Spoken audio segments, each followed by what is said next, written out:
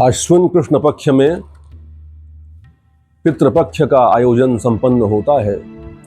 मैं किसी वैज्ञानिक या किसी अन्य संदर्भ की चर्चा यहाँ पर नहीं करूँगा। इस बात पर बहुत अधिक बहस की जा सकती है कि जो दिया जाता है वो पितरों तक पहुँचता है कि नहीं, स्वर्ग है कि नहीं, नरक है कि नहीं। लेकिन जिन कार्यों को करने से स्वर्ग की प्रतीति संभव है और नरक से मुक्ति संभव है, उन कार्यों को करने का निषेध किसी भी संप्रदाय, धर्म और पंथ में आपको प्राप्त नहीं होगा।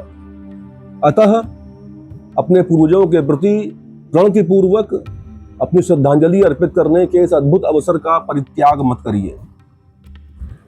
मैं पहले कुछ श्राद्ध संदर्भों की चर्चा करता हूं। पितृपक्ष में जिस दिन भरणी नक्षत्र होता है उस दिन गया श्राद्ध का परिणाम प्राप्त होता है व्यक्ति को। मातृ नवमी के दिन जो स्त्रियां अपने पति के रहते हुए वैकुंठ जाती हैं, उनका श्राद्ध कर्म संपन्न किया जाता है। द्वादशी तिथि को सन्यासी, ब्रह्मचारी, वैष्णव आदि का श्राद्ध संपन्न होता है। चतुर्दशी तिथि को उनका श्राद्ध संपन्न किया जाता है जिनकी शस्त्र, अस्त्र या किसी प्रकार की दुर्घटना में मृत्यु कारित हुई हो। पितृ विसर्जन अमावस्या के दिन उन सबके श्राद्ध संपन्न किए जाते हैं जिनकी तिथि अज्ञात है, जिनके बारे में पता नहीं है। इसके अतिरिक्त एक महत्वपूर्ण बात और भी है। यदि इस पूरे संदर्भ में, पूरे पक्ष में श्राद्ध करना संभव न हो तो दो बातें बड़ी महत्वपूर्ण हैं, आप ध्यान रखिए।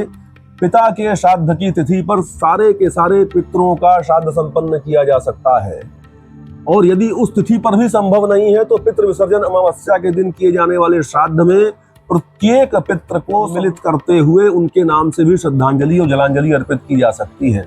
मैं आपसे ये कहता हूं कि पितृपक्ष एक ऐसा पर्व है जब जिन्होंने हमको जन्म दिया, जिन्होंने हमको आकार दिया, जिन्होंने हमको बुद्धि बल प्रदान किया, जिन्होंने हमको संसार के समस्त संदर्भों का सामना करने की सामर्थ्य प्रदान की, उनके लिए दो बूंद जल अपने नेत्रों से गिरा करके उनका तर्पण करने में और उनके श्राद्ध कर्म को संपन्न करने में क्या आपत्ति हो सकती है।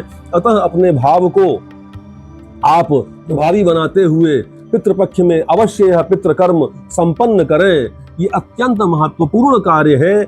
और आप एक बात और समझो कि हम अपने जीवन में सब कुछ करते हैं, लेकिन जो चले गए उनको याद करने का भी समय नहीं है हमारे पास। उनको याद करने की तो बड़ी आवश्यकता है।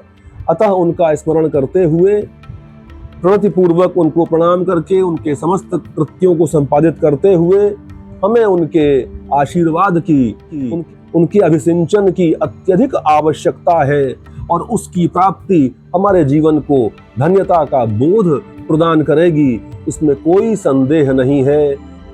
आप सभी अपने अपने दायित्वों का अनुपालन करें, यही मेरा अनुरोध है।